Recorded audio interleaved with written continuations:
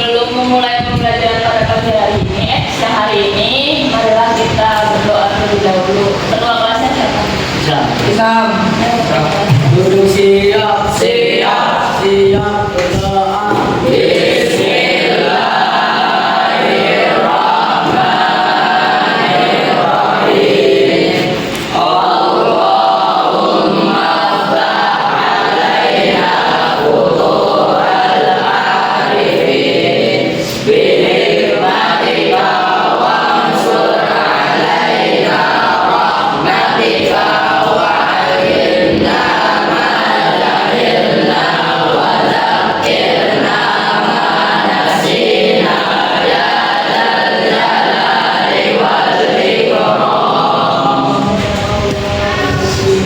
Hari ini siapa yang berangkat?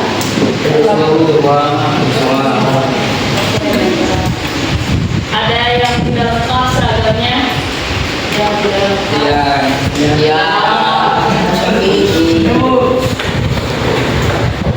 Bawa itunya nggak dasinya? Bilang, kamu? Bilang, kamu?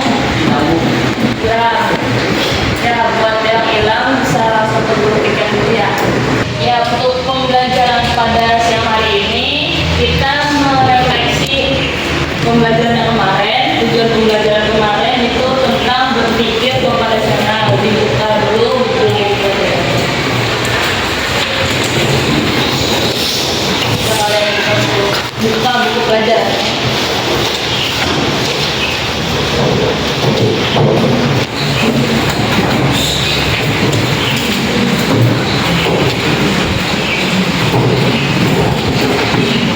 Sudah dibuka semua punya? Ya kalau sudah, kita mulai pembelajaran pada siang hari ini. Menurut kalian berpikir secara komputasional itu apa sih? Ada yang bisa menjawab? Salah satu dari kalian? Coba siapa ya? Coba Raihan. Coba Raihan jawab. Berpikir secara komputasional itu apa? Komputasional adalah pemecahan masalah terintegrasi oleh konsep dan teknik dalam ilmu komputer. Ya, bagus. Jadi, pendekatan masalah yang diinspirasi atau datangnya dari konsep teknik dalam ilmu komputer. Jadi, ketika kalian punya masalah, itu kalian membagi masalah itu untuk diselesaikan dalam ilmu komputer. Jadi, yang punya masalah itu bukan hanya manusia, tetapi juga komputer juga punya masalah. Ya. Dan diulangi lagi ya. Nanti dicari bahasanya kalau nggak ada dan lupa.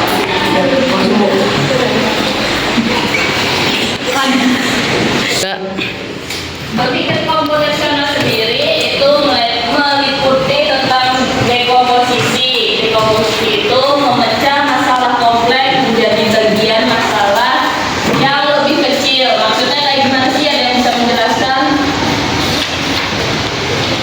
Dekomposisi adalah ketika kita mempunyai masalah yang rumit, untuk penyelesaiannya maka kita membagi sub masalah. Ya, kita ngerti. Jadi dekomposisi itu kita memecah atau membagi masalah yang rumit jadi bagian masalah yang kecil untuk nantinya bisa kita selesaikan. Nah, yang kedua ya, itu meliputi tentang abstraksi. Abstraksi sendiri adalah memfokuskan informasi dan tidak melihat informasi yang tidak perlu. Contohnya kayak gimana sih penjabarannya? Bisa dijelaskan? Jadi kita membawa masalah yang tidak ada jalan keluarnya untuk mendapat menyelesaikan masalah. Ya, itu pertanyaan. Selanjutnya yang ketiga adalah pengenalan pola. Berpikir komputasional sendiri ada yang namanya pengenalan pola. Di sini mempunyai arti menjelaskan pola dan aturan data atau masalah. Ada yang bisa menjelaskan penjabarannya? Pengenalan pola. Pengenalan pola kita mengumpulkan masalah lalu kita membuat penjabaran dari masalah tersebut. Ya, pintar.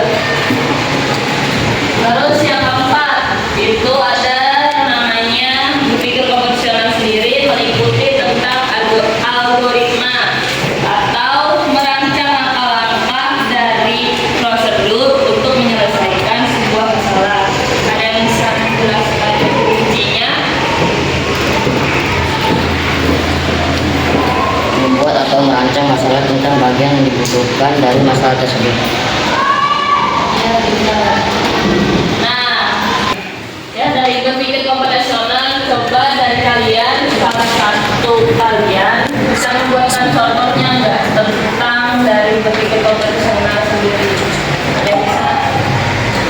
Ya, untuk ini.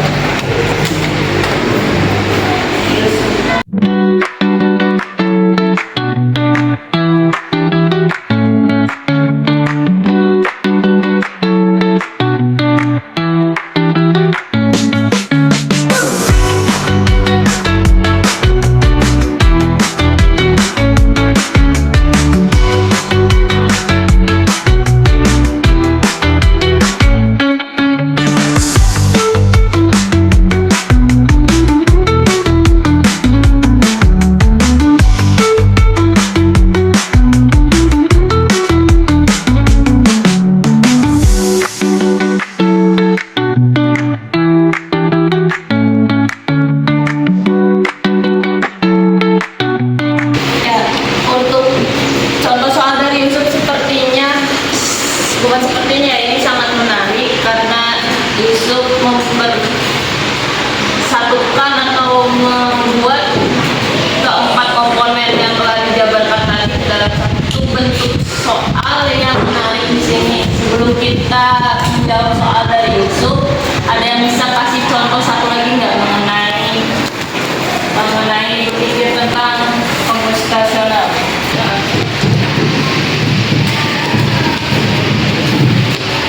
Contoh masalahnya adalah cara membuat nasi goreng pedas manis. Dekomposisinya, cara membuat nasi goreng pedas. Abstraksinya, cara membuat nasi goreng. Pengenalan pola, cara membuat. Algoritmanya: 1. Siapkan bahan nasi, minyak goreng, dan bumbu. 2. Siapkan peralatan, kompor, wajan, dan piring. 3. Nyalakan kompor. 4. Masukkan minyak goreng. 5. Masukkan nasi. 6. Masukkan bumbu. 7. Selesai. Untuk Firman, beri close dulu untuk Firman.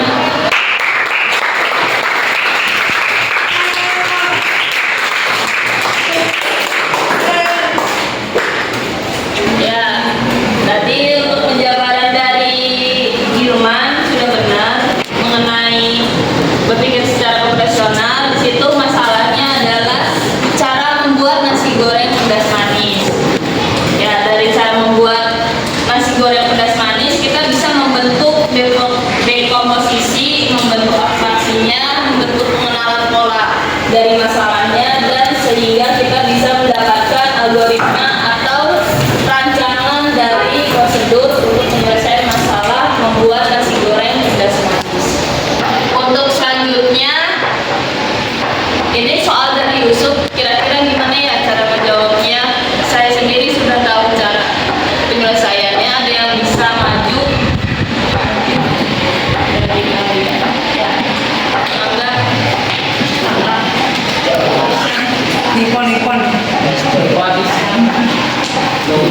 Ketika keluar dari bagian K, maka seperti apa alurnya? Di situ berarti kita punya kue berbentuknya segitiga, persegi, sama lingkaran. Terus di sini ada aturan dari A sampai huruf D.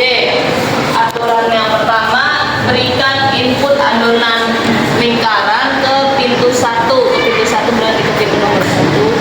Untuk yang keduanya, berikan input adonan ke lingkaran ke pintu nomor 2. Dan yang ketiganya, berikan input adonan segitiga ke pintu 2. Yang keempatnya, berikan input adonan segitiga ke pintu 3. Ini dipilih dulu salah satu deh cara penyelesaiannya. Terserah mau yang mana. Temannya juga bisa bantu. Sampai. Ya. 3.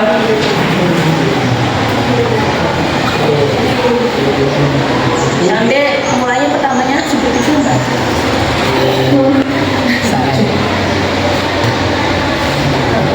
Terus ketemu itu segitiga nggak ada. Jadi nol. Terus lagi belok sekarang.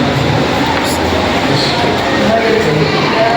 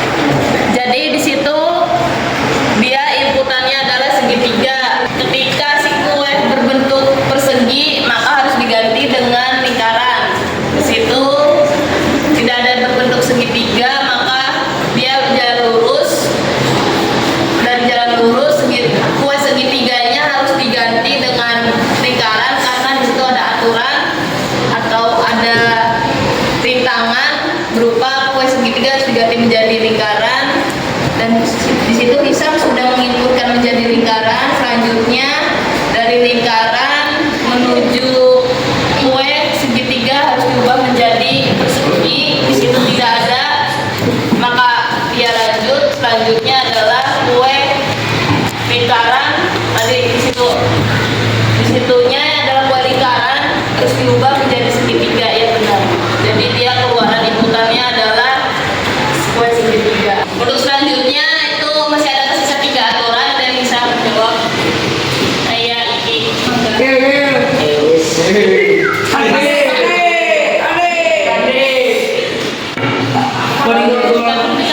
Di aturan nomor 1. Ada benar nggak? Bercanda ya.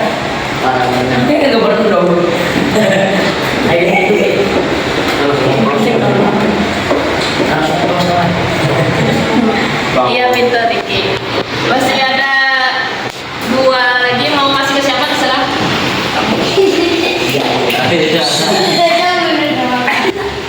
Ya, Rezanya lagi ada keperluan di luar, jadi diganti sama Khairi. Yes.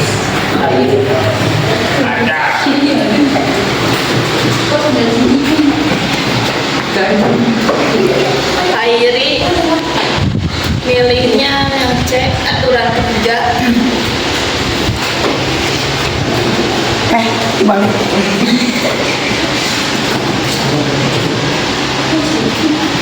Ya, untuk tersisa 1 lagi siapa? Enggak apa?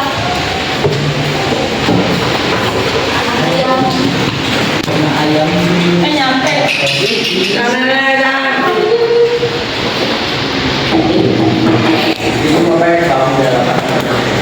Aturan yang kedua, berikan input adonan berupa lingkaran ke pintu 2. Kasih dulu gambar kuenya. Lingkaran berarti bersegi. Iya pintar.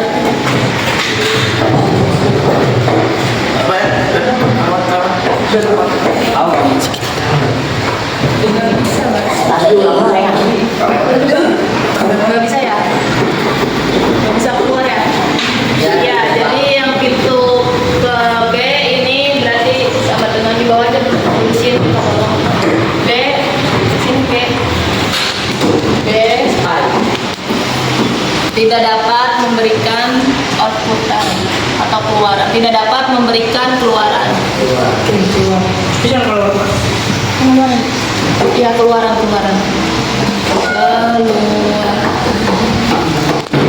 Ya kita keluarga. Untuk selanjutnya di sini kita lanjut ke berpikir komputasional mengenai himpunan. Himpunan sendiri adalah konsep dasar yang berfokus pada kumpulan objek data atau tampilan data yang jelas. Pentingnya himpunan itu pertama dapat digunakan di dalam logika, yang kedua dapat digunakan di dalam basis data, yang ketiga dapat digunakan menjadi algoritma, dan yang keempat dapat digunakan ke dalam pemrograman. Seperti yang sudah kalian tulis di materi sebelumnya di situ mengenai himpunan. Di sini saya memiliki beberapa soal mengenai himpunan. Berdasarkan dari materi yang sudah kalian pelajari pada minggu kemarin, anak-anak, adakah yang bisa memberi satu contoh mengenai berpikir komputasional mengenai himpunan? Adakah yang bisa? Jika ada, silakan maju. Nanti saya kasih poin untuk poin kegiatan saya.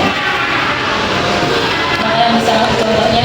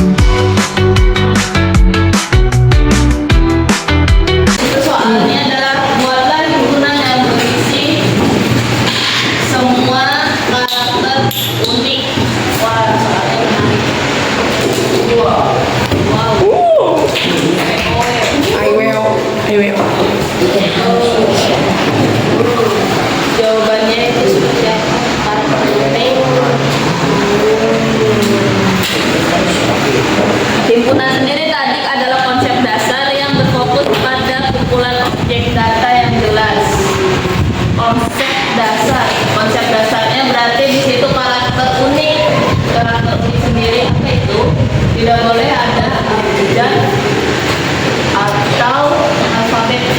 Alfabet alfa. Apa itu sama?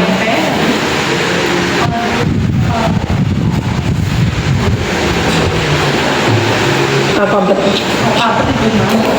Alfa. Yan. Yan.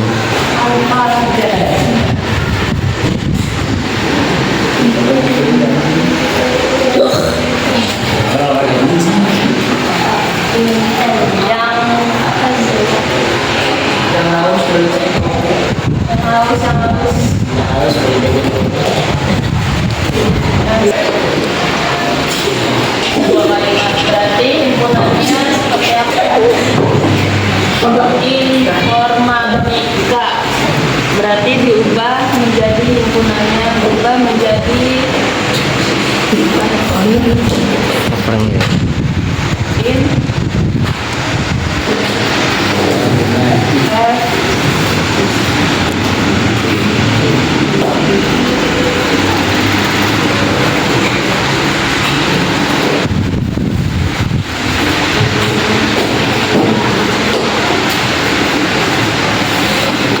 Anya nggak harus satu.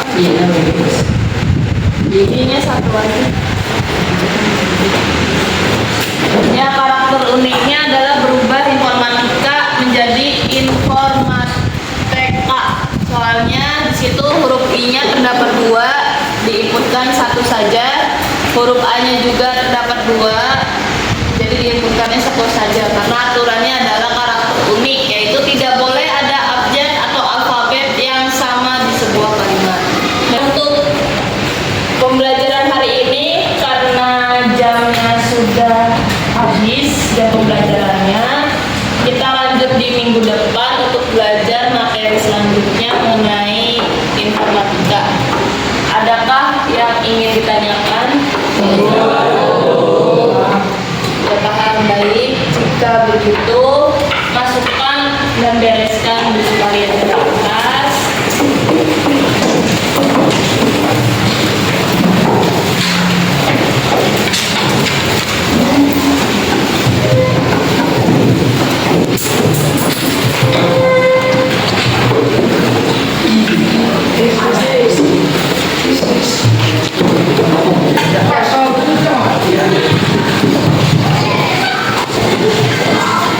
Jika sudah dibantu kalian dibereskan, mari kita pulang. Itu kita berdoa terlebih dahulu untuk ketua kelas. Siapkan. Siap.